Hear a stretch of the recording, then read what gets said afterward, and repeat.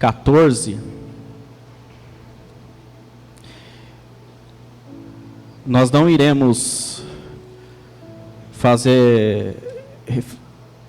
concluir todo o texto. Nós iremos dividir essa pregação em duas etapas. Semana que vem estarei concluindo essa pregação. Mas essa aqui é uma oração do apóstolo Paulo à igreja de Éfeso. E eu creio que não só a igreja de Éfeso, mas a igreja espalhada pelo mundo. E isso me faz lembrar que sempre nessa igreja, uma das coisas que sempre me marcou muito na presença dos pastores que fizeram parte, que foram pastores dessa comunidade, foi uma vida de oração. Bispo Josias, que é o fundador do ministério, toda terça-feira nós estamos aqui, né, bispo? Orando e intercedendo pela igreja. E isso sempre foi inspirador para mim. Esse compromisso do pastor de orar e interceder pela igreja. Essa preocupação com que as pessoas que fazem parte do rebanho venham crescer espiritualmente, venham desenvolver na fé, venham crescer no conhecimento do amor de Cristo. Porque é isso que vai fazer a diferença. É isso que vai fazer, o que faz o cristão ser diferente de tudo nesse mundo. É esse conhecimento profundo que nós temos do amor de Deus. Algo que só é possível por causa do sacrifício de Jesus. Nós acabamos de ceiar aqui. E poder ceiar é algo maravilhoso. Porque nós podemos, domingo após domingo, todo domingo nós ceiamos, todo domingo nós reunimos como a igreja. E nos lembramos da aliança que Cristo fez conosco. E essa aliança não é apenas uma aliança de nós com Deus, mas uma aliança de nós com os nossos irmãos. Olha para a pessoa do teu lado. Olha para a pessoa do outro lado. Sabe, você tem uma aliança com essa pessoa. Uma aliança de amor, de cuidado, de suportar em amor, de caminhar junto. Isso é ser igreja.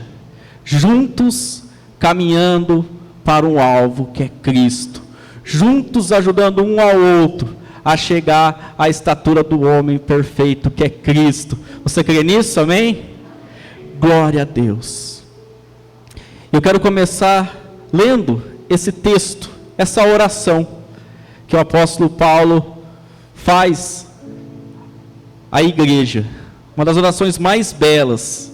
Acompanhe comigo Efésios 3, 14, nós vamos ler apenas até o versículo 17, a parte A, que diz assim: por essa razão, dobro os meus joelhos perante o Pai, de quem toda a família, nos céus e na terra, recebe o nome, para que, segundo as riquezas da sua glória, vos conceda que sejais interiormente fortalecidos com poder pelo seu Espírito, e que Cristo habite pela fé em vosso coração, a fim de que, arraigados e fundamentados em amor, vos seja possível compreender juntamente com todos os santos a largura, o comprimento e a altura e profundidade desse amor. Vamos orar. Senhor Deus Pai, nós te agradecemos pelo privilégio de poder neste momento escutar a tua palavra. Pedimos para que o amado Espírito Santo esteja falando conosco, ministrando ao nosso coração, para que possamos ser cada vez mais capacitados, cada vez mais usados pelo Senhor, para cumprir aquilo que o Senhor designou a nós. O Senhor nos atraiu com amor leal, e o Senhor nos chama à missão, quer ir e proclamar as boas novas. Senhor Deus, usa-nos para a tua glória. Essa é a nossa oração, em nome do Senhor Jesus. Amém. Amém. Amados, isso aqui é uma oração maravilhosa. E é muito interessante porque Paulo, ele está numa situação bem delicada. Quem está acompanhando os sermões de Efésios, né? Nós estamos fazendo a exposição inteira da carta de Paulo aos Efésios, bem como também quem acompanhou a exposição, a carta Filipenses que eu fiz, que está dentro de um contexto semelhante, mas Paulo está no contexto de prisão. Paulo ele está preso em Roma, por conta de pregar o Evangelho, por conta do compromisso dele com a pregação do Evangelho. Paulo ele tinha muitas necessidades materiais, necessidades físicas. Paulo estava correndo o risco de ir para a guilhotina, ter a cabeça cortada, ser decapitado. Mas é interessante que aqui ele não faz nenhum pedido em relação a essas necessidades. Isso é muito interessante. Pare e pense, se você estivesse numa situação dessa, numa situação de prisão, numa situação em que você está impedido de estar junto com as pessoas que você ama, uma prisão injusta, mas você está nesse contexto, qual seria a sua oração? Talvez você estivesse desesperado e clamando por livramento, para ser solto, para que aquela injustiça acabasse. Mas é interessante que Paulo, ele sabia que havia um propósito de Deus na sua prisão. Isso é tremendo. Nós vemos que Paulo, ele pregou na prisão. Paulo, ele ficava acorrentado a soldados romanos. E ele pregava para aqueles soldados. No final da carta aos Filipenses, ele manda uma saudação à guarda pretoriana. Muito interessante isso. Isso mostra que teve soldados que se converteram. Sabe, Paulo, ele estava preso sim, mas isso não impedia ele de cumprir a sua missão, não impedia de proclamar a mensagem do Evangelho. Sabe, Paulo, ele reconhecia a soberania de Deus em todas as coisas, e é isso que ele fala em Romanos 8:28, que todas as coisas cooperam para o bem daqueles que amam a Deus segundo os seus propósitos. Paulo, ele também reconhecia o amor e o cuidado de Deus, mesmo ante essas situações difíceis. Em Filipenses 4, no final da carta, ele fala que ele aprendeu a estar contente em toda e qualquer circunstância, que ele descobriu o segredo. E o segredo, ele fala: posso todas as coisas em Cristo, aquele que me fortalece. Paulo, ele sabia que o Senhor dava força para suportar o pior dos sofrimentos. Paulo sabia que o Senhor era aquele que sustentava. Isso é tremendo. Paulo confiava plenamente no Senhor. Ele aprendeu a caminhar não pelo que se vê, mas sim pela fé. Paulo, ele desenvolveu uma intimidade com o Senhor tão profunda, porque ele era um homem de oração, assim como Jesus. Jesus é o maior exemplo de homem de oração, e Paulo seguiu o exemplo do seu mestre. Sabe, os homens podiam colocar Paulo atrás das grades, mas eles não podiam de maneira alguma algemar a palavra de Deus que estava em seus lábios. Eles podiam proibir Paulo de viajar, Paulo de visitar e até mesmo pregar nas igrejas que ele implantou. Mas eles não podiam impedir Paulo de orar pelas igrejas. E é exatamente isso que Paulo está fazendo neste momento. Ele se coloca de joelho em total reverência à majestade de Deus e faz uma das orações mais belas e registradas nas Escrituras Sagradas em prol da igreja do Senhor. Eu quero que você saiba que essa oração não é apenas para a igreja de Éfeso, mas essa oração é em prol de você. É para a sua vida, é para a minha vida, é para toda a igreja. Porque Paulo sabia que a pregação do Evangelho iria continuar perdurando. Mesmo depois que ele partisse, iria continuar. E como perdurou? Ao ponto que chegou até nós. Amém? Glória a Deus. Eu quero que você acompanhe comigo. Versículo 16. Nós vamos tratar duas coisas aqui. Dois pedidos que Paulo faz a Deus em prol da igreja. A primeira coisa é por fortalecimento do homem interior. Fala, fortalecimento do homem interior. E a segunda coisa é para que Cristo habite em nós. Fala, para que Cristo habite em nós. Amém. Acompanhe comigo, versículo 16. Paulo diz assim: para que segundo as riquezas da sua glória vos conceda que sejais interiormente fortalecidos com poder pelo seu Espírito. Sabe, no que está centrado as suas orações? Pare e pense agora no que está centrado as suas orações. Quando você tem o seu tempo de oração, o que você mais ora? Pare e pense um minuto. Sabe, a preocupação de Paulo, ele não está naquilo que é material. É interessante porque, dependendo do contexto que a gente está, nós estávamos conversando sobre isso pela manhã aqui na nossa escola bíblica. Mas dependendo do contexto, muitas vezes isso modifica a nossa maneira de enxergar as coisas. E às vezes para quem está numa realidade mais confortável, que nem a nossa, não tem um senso de urgência das coisas espirituais, das coisas do reino de Deus, como uma pessoa que está num contexto que nem Paulo. Com pessoas que estão ainda em contextos que existem até hoje, onde há perseguição severa religiosa contra os cristãos. Paulo, ele aqui está preocupado com as coisas espirituais. E com isso eu não estou dizendo que há problema em orar por questões materiais. A gente sabe que não. Nós temos necessidades, nós temos sonhos. Deus, ele é abençoador. Deus, ele nos concede sonhos, realiza sonhos. Mas a questão é que há um sério problema quando a nossa oração ela é limitada somente a isso. Se buscamos aquilo que é material e negligenciamos o espiritual, isso revela que há algo de errado em nosso coração.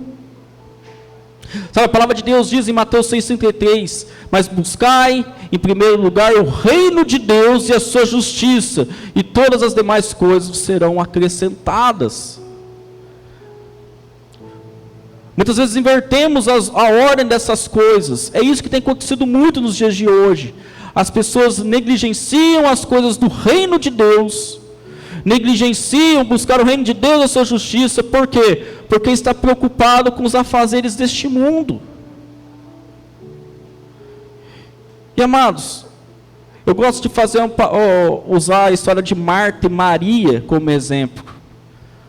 Quando Jesus chega à casa, para quem lembra da história, Maria, ela está lá, aos pés de Jesus, desfrutando da presença de Cristo, escutando as doces palavras de Jesus. E Marta, irmã de Maria, ela está atarefada, está cuidando das coisas da casa, preparando, arrumando. E gente, isso é importante. Quero que saiba que, ainda mais para o judeu, a hospitalidade é algo muito importante. Marta queria fazer o melhor para receber Jesus. O que ela estava fazendo não era algo ruim, mas escuta o que eu vou falar, não era o mais importante. Não era o mais importante. Por isso que quando ela chega até Jesus e pede para que ele repreenda Maria, fala, ela está aí, eu estou aqui trabalhando, cansada, ela não está me ajudando, pede para ela me ajudar. E Jesus fala: Marta, Marta, por que estás tão atarefada? Maria escolheu a melhor parte, e dela não será tirada. Muitas vezes nós estamos igual Marta, preocupado demasiadamente com o nosso estudo, com o nosso trabalho, com nossa família, com a nossa profissão, coisas que são boas sim, mas usamos isso como desculpa para não buscar o reino de Deus. A pergunta que eu te faço: será que o reino de Deus e a sua justiça tem sido prioridade em sua vida? Pare e pense, será que o reino de Deus e a sua justiça tem sido prioridade em sua vida?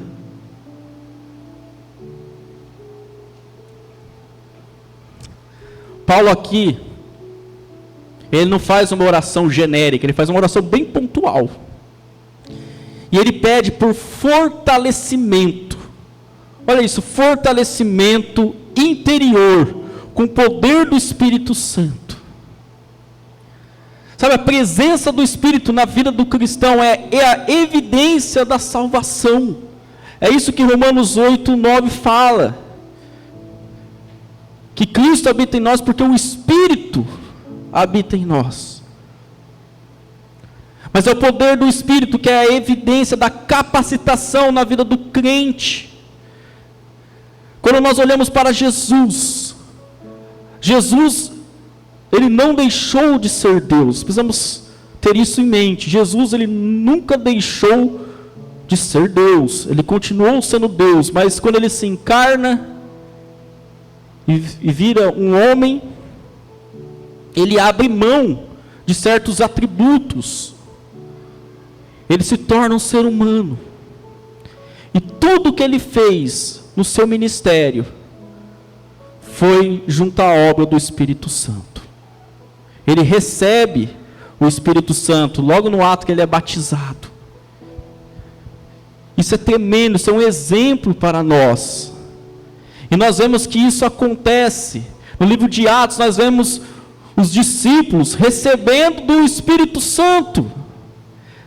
Algumas pessoas que acreditam que o livro do Atos dos Apóstolos deveria se chamar Atos do Espírito Santo, por causa da ênfase no poder do Espírito derramado sobre os apóstolos e sobre os primeiros cristãos. Há pelo menos 59 referências ao Espírito Santo no livro de Atos. Isso revela a necessidade que todo cristão tem de ser cheio do Espírito Santo. Escuta o que eu vou te dizer. Sem o Espírito Santo é impossível, isso mesmo, é impossível vivermos um cristianismo autêntico. Nós vivemos numa era, num contexto, onde vemos um cristianismo muito superficial, um cristianismo que é apenas pautado em mensagens motivacionais, um cristianismo onde as pessoas buscam bênçãos para si próprio, um cristianismo onde não se vai até o perdido, um cristianismo apático, um cristianismo que cede às pressões deste mundo, que se cala ante a censura deste mundo. Sabe por quê? Porque é uma igreja que não está cheia do Espírito Santo. Eu gosto de uma frase que diz, um teólogo falou isso, se eu não me engano, mas ele diz o seguinte, que se alguém chegasse a ele e falasse, eu quero que você pinte quadros, que nem o Leonardo da Vinci, ele iria falar, isso é impossível, Leonardo da Vinci é um gênio, eu não sou. Mas se o espírito de Leonardo da Vinci se apossasse de mim, certamente eu iria conseguir pintar quadros igual ele pinta.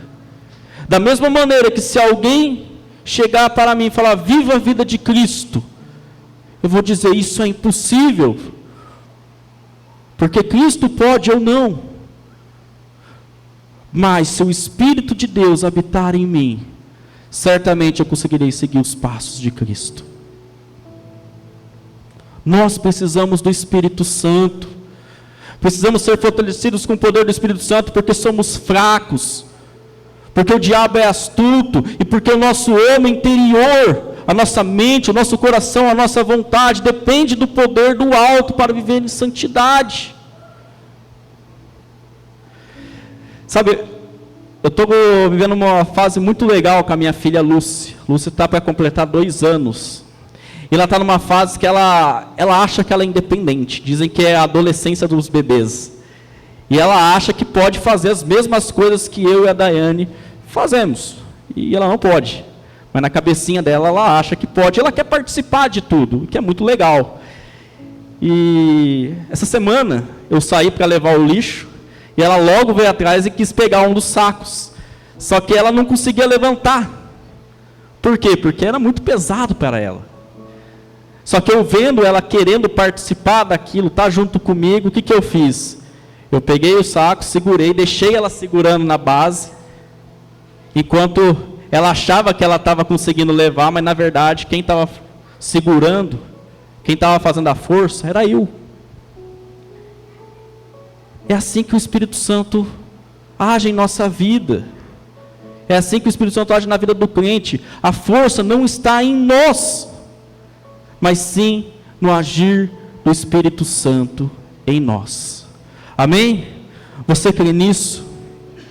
Precisamos ser cheios do Espírito Santo. Fala isso. Eu preciso ser cheio do Espírito Santo. Amém.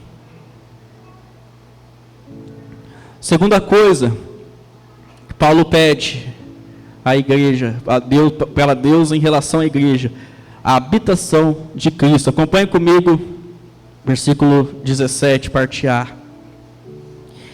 E que Cristo habite pela fé em vosso coração.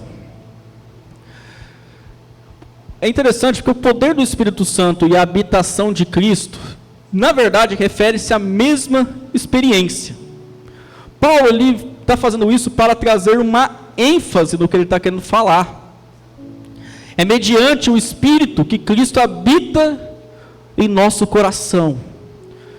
E Paulo quer enfatizar algo muito especial aqui. Quando nós pegamos essa palavra habitar, ela tem um significado muito legal para especificamente a palavra que foi escolhida aqui, que é a palavra koteikel, que significa habitar permanentemente. Há uma outra palavra que é muito parecida, que é paroekeu, eu não sei pronunciar direito, mas que tem o sentido mais de habitar no sentido de um estrangeiro. Mas a palavra que Paulo escolhe é a palavra de uma habitação permanente. E o que isso significa? Que na vida do cristão, por meio do Espírito Santo, Cristo habita permanentemente. Quero que você guarde isso.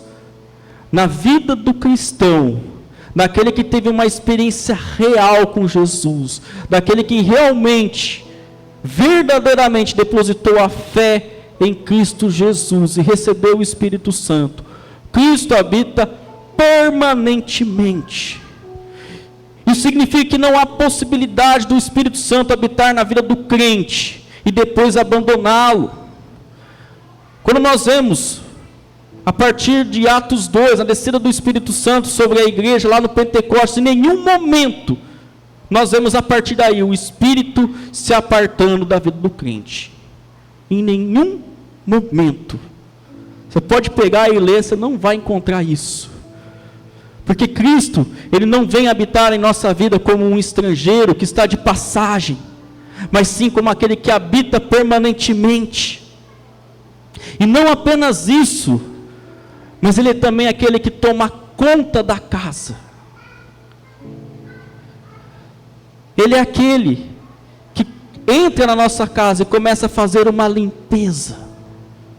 Por isso que não há possibilidade de uma pessoa ter um encontro com a graça, ter um encontro com Cristo e continuar a mesma pessoa.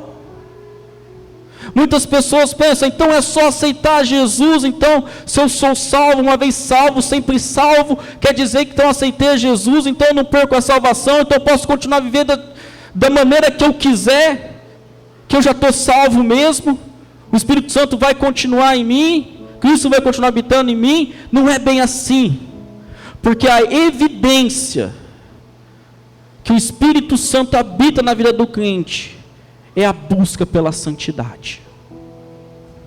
Quem não deseja a santidade,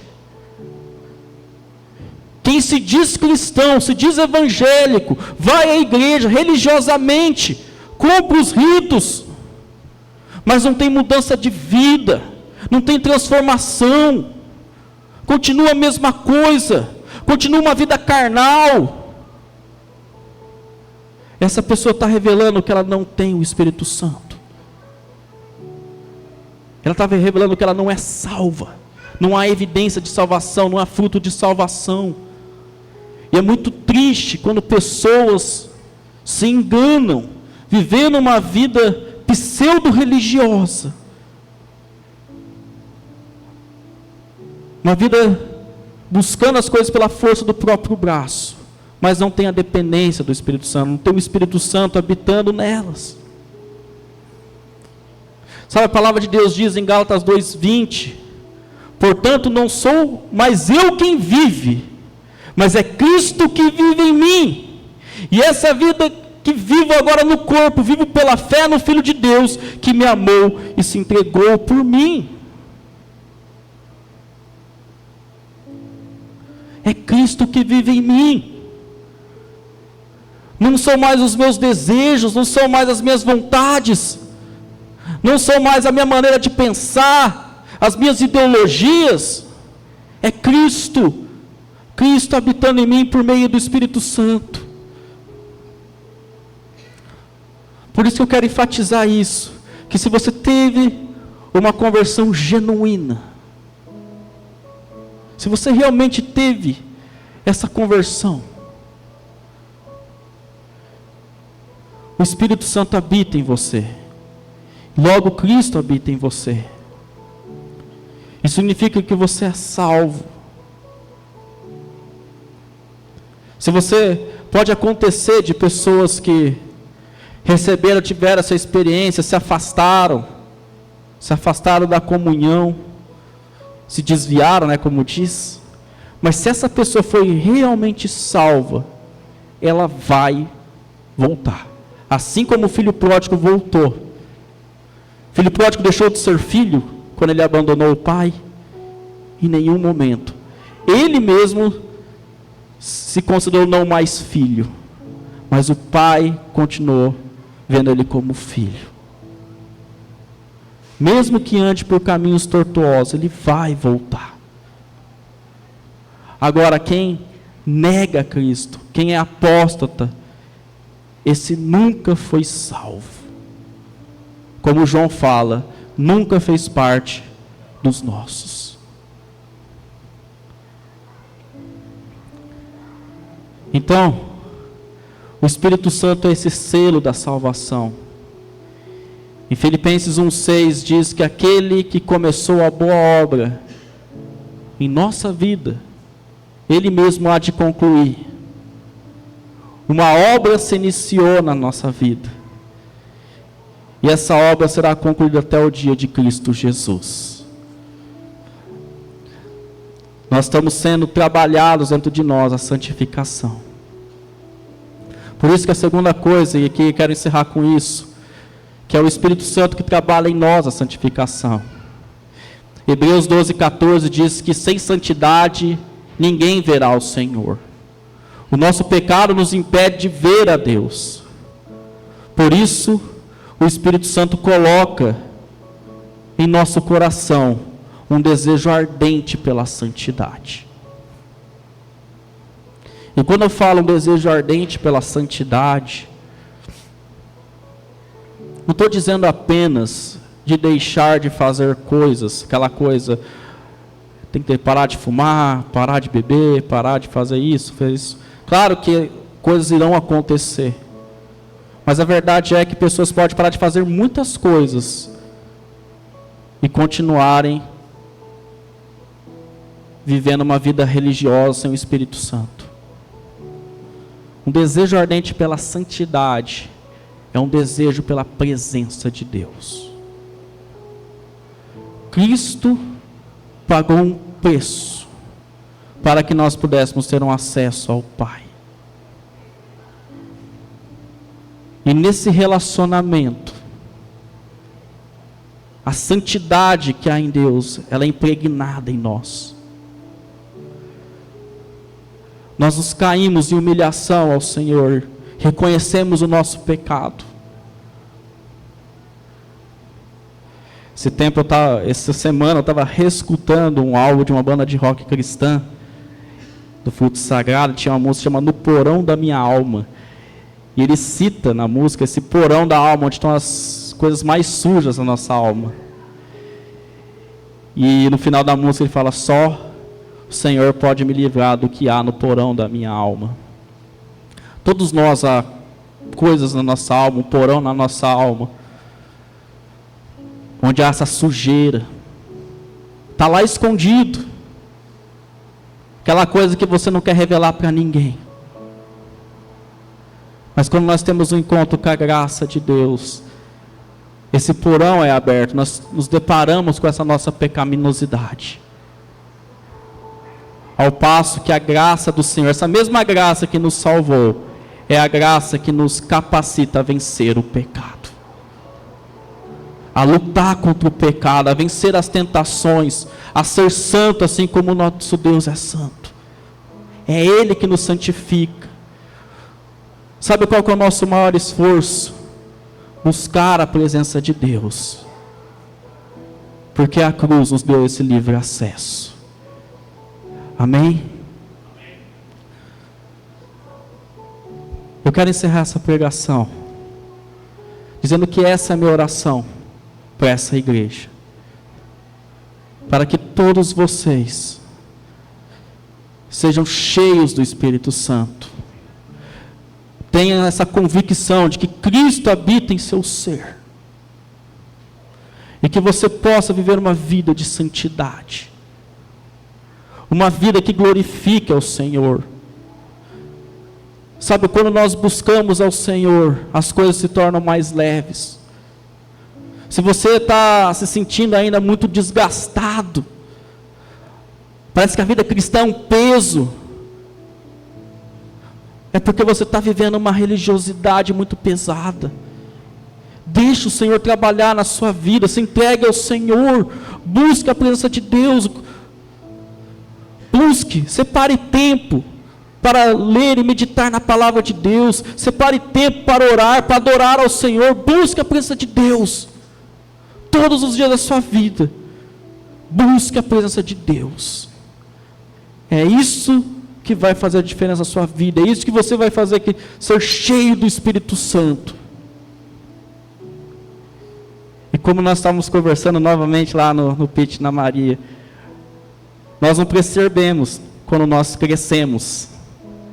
A gente vai crescendo, a gente não percebe, só percebe quando alguém fala: olha, você cresceu. O que não é meu caso, né, que sou bem baixinho. Mas é assim na vida de fé. A gente não vai percebendo a nossa maturidade na fé. Mas pessoas olharão e falarão assim: você está diferente. Algo aconteceu na sua vida. É nesse momento que você vai lá poder testemunhar Cristo, aquele que opera e te transforma dia a dia. Amém? Quero convidar a igreja nesse momento a fechar os olhos, e nós vamos orar. Se coloque em pé neste momento.